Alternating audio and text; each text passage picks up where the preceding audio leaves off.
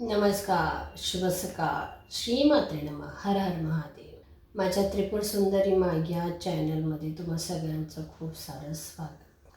शेवटच्या व्हिडिओमध्ये आपण पाहिलं होतं की आध्यात्मिक जागृतीचा प्रवास कसा सुरू होतो. जेव्हा आपल्याला हा प्रश्न पडतो की मी कोण, मी कशासाठी आलो, तेव्हा खऱ्या अर्थाने आपली जागृती चालू होते. पण ते असं सहज नाही, तर त्या आत्म्यातनं जेव्हा तुम्हाला हा प्रश्न पडतो तेव्हा खरं. हा प्रश्न आत्म्याला कधी पडतो? जेव्हा त्याच्या आयुष्यामध्ये अशी काही उलथापालथ होते, अशी काही घटना घडतात की तो आत्मा हताश होऊन जातो.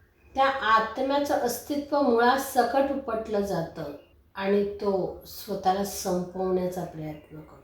त्याच्या सगळ्या बाजू बंद होऊन जातात, त्याला मार्ग मिळत नाही.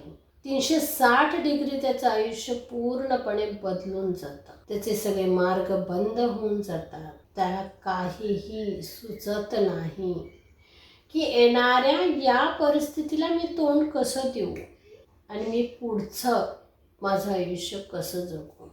जर मला कुठला मार्गच मिळत नाही तर मी कशाला जगू. मी स्वतःला संपवतो, असा शेवटचा प्रश्न जेव्हा त्याच्या पुढे उभा राहतो तेव्हा भगवंत तिथे उभा राहतो. जर त्याने भगवंताबरोबर आत्मिक करार केलेला असेल तर. जर त्याने भगवंताला सांगितलं असेल की भगवंता, मी भूतलावर चालले, पण मला आता माझ्या या जन्म मृत्यूच्या फेऱ्यातनं तुम्ही मला सोडवा. जो माझा जन्म आहे तो आता मला शेवटचा करा माझा, असं वचन देऊन जर तो आलेला असेल, तुम्ही सांगाल त्याप्रमाणे मी करेन, तेव्हाच ही जागृती. आणि त्या क्षणी तो जेव्हा स्वतःला संपवण्याचा प्रयत्न करतो त्यावेळी भगवंत त्याचा हात धरतो आणि त्याच्या आयुष्यात त्याच्या आत्म्याला स्थिरता देण्यासाठी भगवंता साक्षात कुठल्या ना कुठल्या रूपाने त्याच्या समोर येतो आणि त्याला ती जाणीव करून देतो की बाळा, तू मला असं वचन दिलं होतंस आणि मीही तुला वचन दिलं होतं.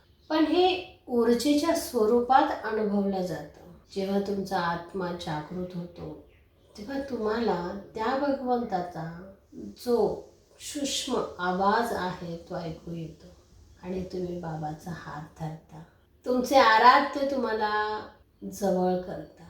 जशी आई बाळाला कवटाळते, प्रेमाने जवळ घेते, त्याप्रमाणे भगवंत आपल्या या भक्ताला, आपल्या या जीवात्म्याला शांत करतो आणि त्याला त्याचा पुढचा प्रवास सुरू करण्यास मदत करतो. पण जर तो आत्मा या मोहमायेमध्ये खूप गुंतला असेल, त्याचा गर्व, मोहमाया, मदमत्सर, संशय, चिंता, अहंकार, ताठा या अवगुणांमध्ये जर तो माखलेला असेल त्याच्या कर्माने, तर त्याला जागृत करण्यासाठी भगवंताला खूप कठोर पावलं उचलावी लागतात.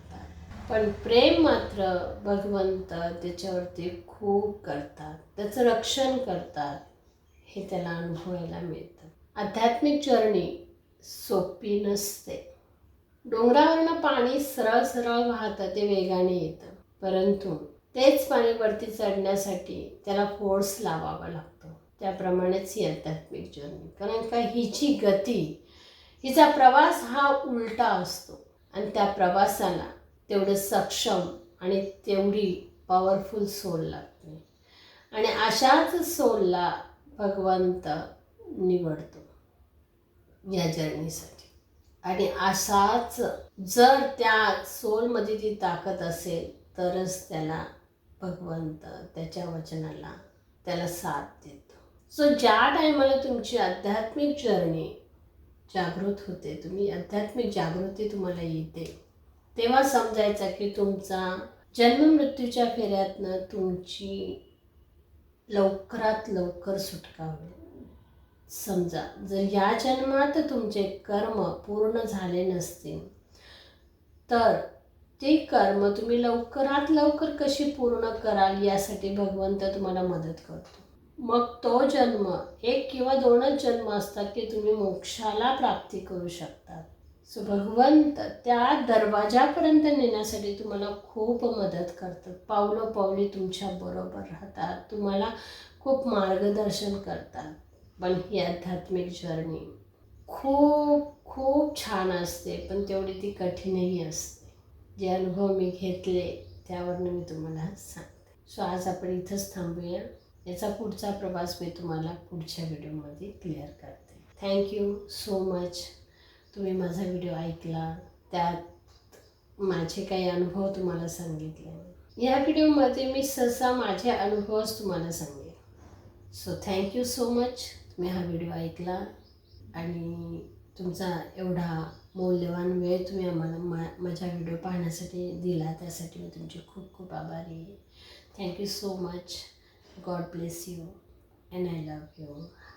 श्री मात्रे नमः. हर हर महादेव.